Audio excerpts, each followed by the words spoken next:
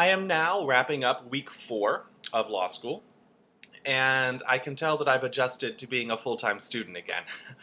I only have one class on Friday. It's at 2 o'clock, and I was sitting there today thinking, oh my god, I can't believe I have to be here until 4 o'clock in the afternoon on a Friday.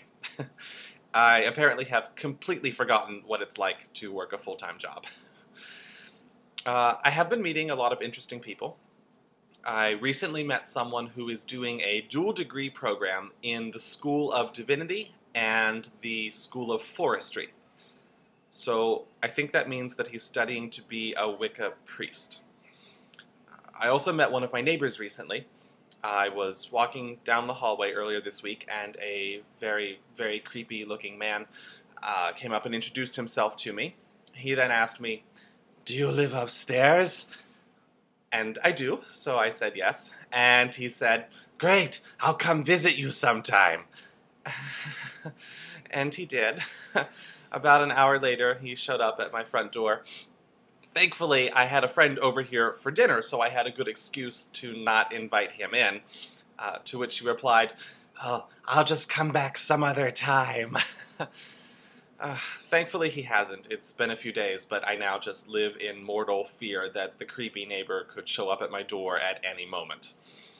On the good news front, though, I was recently exploring the law library here, specifically their DVD collection, and they carry Battlestar Galactica. This is very exciting for me. I'm now almost through with Season 2.